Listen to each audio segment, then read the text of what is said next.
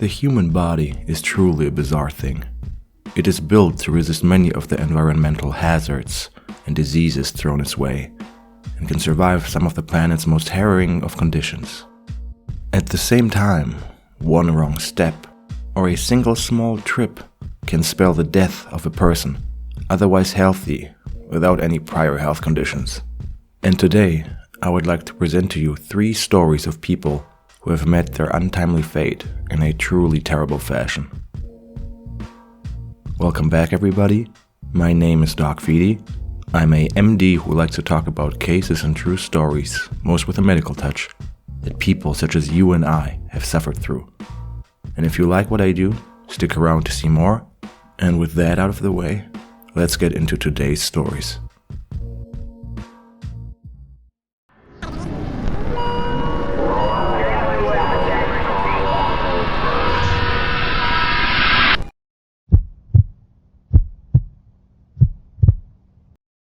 Vacations are inarguably most people's favorite part of the year, where they get to relax and turn their heads off for a while, after working through endless shifts at work or taking care of their relatives. However, this should not mean to turn off the rational part of your brain and disregard your own safety, no matter where you decide to go on vacation. The following case takes place in the Spanish island of Mallorca, which is the largest island of the Balearic Islands, a tourist-favorite archipelago on the eastern coast side of Spain, in the Mediterranean Sea.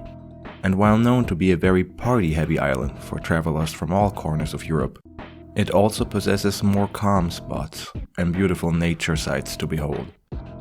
The latter was probably the reason as to why Murad Lomrabat chose this as a destination for him and his family.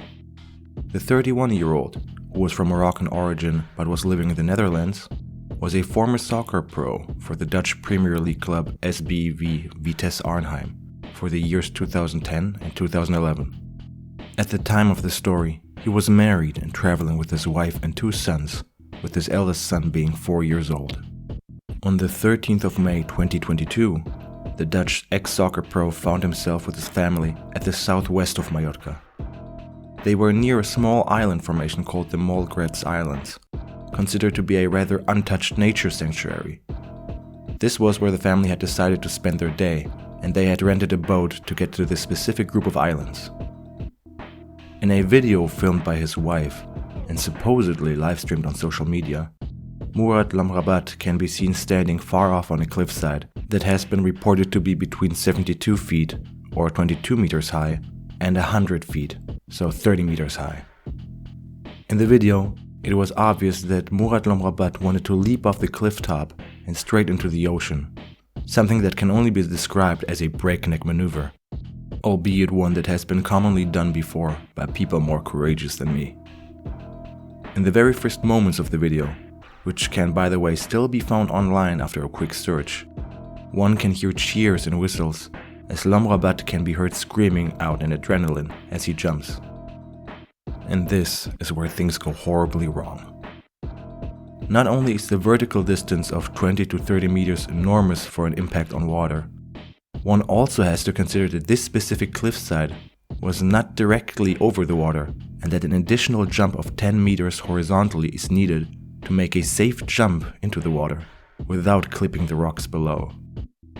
Despite his athleticism, in a moment of severe lack of judgment, Murad Lomrabat had decided to jump, even though there was no possible outcome in which he could have cleared the 10 meters horizontally to not clip the rocks below. As his shocked wife and kids watch on and the video keeps recording, you can see the family father's body hit the sharp rocks below with great velocity, which according to different sources is equal to being hit by a car on a freeway at 55 miles per hour. He then falls into the water, and the video ends with sounds of shock from the onlookers. Murad Lomrabat had not survived this jump. Hours later, his body was recovered at a depth of 15 meters.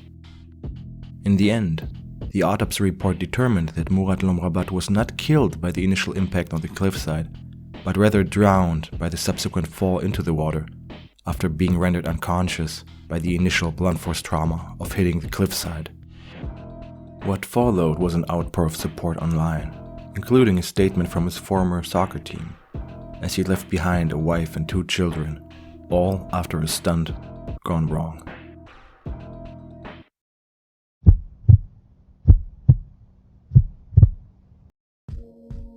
It is a common misconception that an overconsumption of bananas can be detrimental to your health due to a possibly dangerous overdose of potassium. And while bananas are indeed a rich source of potassium and other quality nutrients, unless you're at an end-stage kidney disease and on hemodialysis 3 times a week, you should not really worry about an overconsumption of bananas if you have a balanced diet. That does not mean, however, that they cannot be dangerous in the wrong hands. The following case will take us to the city of Agra in the north of India, a city known for its many cultural sites, such as the Taj Mahal itself. It's August in 2018, and Man Singh was a 45-year-old man living with his 3 children. According to news source India.com, neighbors of the Singh family reported that Man Singh had been suffering from depression, or rather, adjustment disorder, after his wife lost her life to an unspecified chronic illness 2 years prior. This had culminated in Man Singh attempting at 2 occasions to end his own life, albeit unsuccessfully so. He was the sole supporter of his 3 children, a daughter named Archana, and 2 boys named Abhay and Ropesh, as they lived in poor living conditions, according to news source India Today. Only sparse bits of information have been released in the aftermath of this case, but from what has been gathered, Man Singh returned home from work on August 9th, 2018, which was a Thursday evening. With him, he had brought bananas that he ended up feeding to his kids for dinner. The next morning, on August 10th, neighbors found the family of 4 lying on the ground with white froth oozing from their mouths, most likely from an epileptic seizure or possible asphyxiation. All 4 were rushed to the hospital, where Man Singh and his 11-year-old daughter Archana were declared dead, while India.com reports Man Singh's other children, his 2 sons, alive and in critical condition. Other news sources claim all 4 of them involved to be dead. The initial investigation revealed that the bananas were most likely laced with a poisonous substance, albeit unclear if by Man Singh himself, who seemingly had planned a collective suicide in his depressed state of mind, or by others. According to Vishal Sharma, vice chairman of a local community group, it could be possible that calcium carbide was the culprit of the poisoning and that Man Singh hadn't intended for his family to die after all. He mentioned several local cases of calcium carbide ingestion that ended fatal for consumers, without pointing to any concrete evidence, however. Calcium carbide, shortened to CaC2, is a chemical compound that is used in force-ripening fruits and thus accelerating fruit production by producing acetylene gas. The compound itself contains harmful impurities such as arsenic and phosphorus and should be, at all times, kept away from direct contact with the fruits in question. The gas itself can also be highly dangerous when coming in direct contact with the human's respiratory organs. This, however, does not help us necessarily answer the question at hand. Was Man Singh a murderer at the end of his wits, driving his family into a collective suicide? Or just the victim of a ruthless agricultural practice and customer neglect when it comes to banana production? Unfortunately, the answer remains unclear, as further updates of the investigation or any autopsy reports have not been released in any English-speaking media since 2018.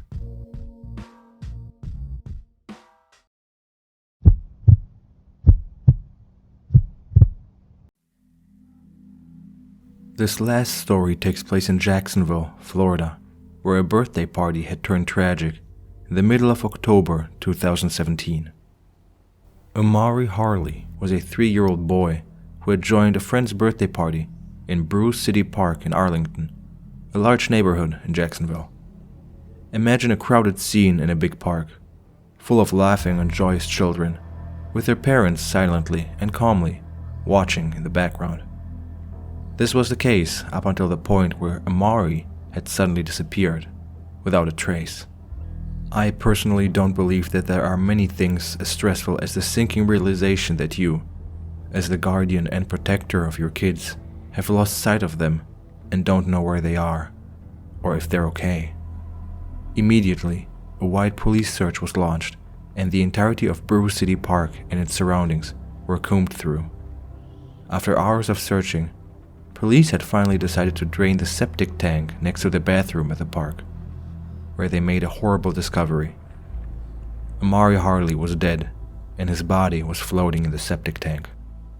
Septic tanks are a common tool in waste management to store and treat human waste, and can be found in private but also in public places such as parks, and are usually underground. Septic tank deaths might not be common, but falling into one can be quite deadly, not due to the blunt force trauma or the risk of drowning, in case the content inside might not be entirely solid. A considerable danger is due to the accumulation of noxious gases and hazardous fumes, such as methane, leading to oxygen deficiency and being highly combustible, hydrogen sulfide, also known as swamp gas and equally as dangerous as carbon monoxide, as well as ammonia and other invisible agents.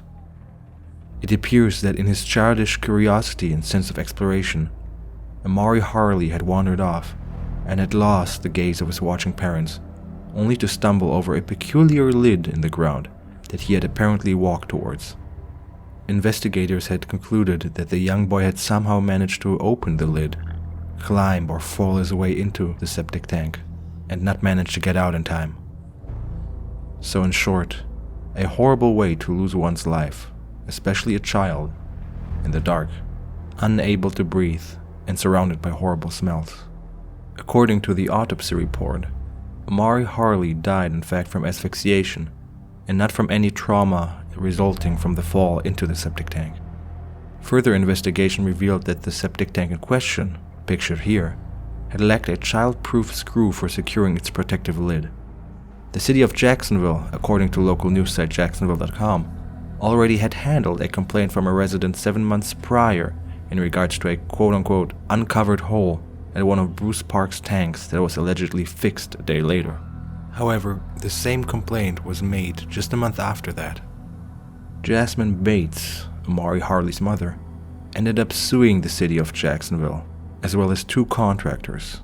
This also included the company behind the septic tank and sewage maintenance, ERS Inc., or Environmental Remediation Services Incorporated, accusing them of negligence by not having proper child safety measures. The lawsuit was closed in 2019, with an undisclosed settlement being reached between the family and ERS Incorporated. After the death of Amari Harley, the city of Jacksonville spent more than $800,000 to replace all septic tank lids and make them safe, securing them with metal lids. A memorial plaque in remembrance of Amari Harley was built in Bruce Park in 2021, 4 years after his passing, with his name also being given to a new playground in Arlington.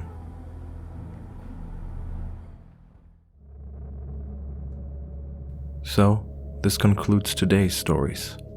I hope you enjoyed this video. It's a format I want to keep doing since it allows me to share smaller stories. If you liked it or have any suggestions, feel free to comment, drop a like and subscribe if you want to see more, and I'll see you all in the next video. This has been DocFeedy. Take care of yourselves and stay safe out there.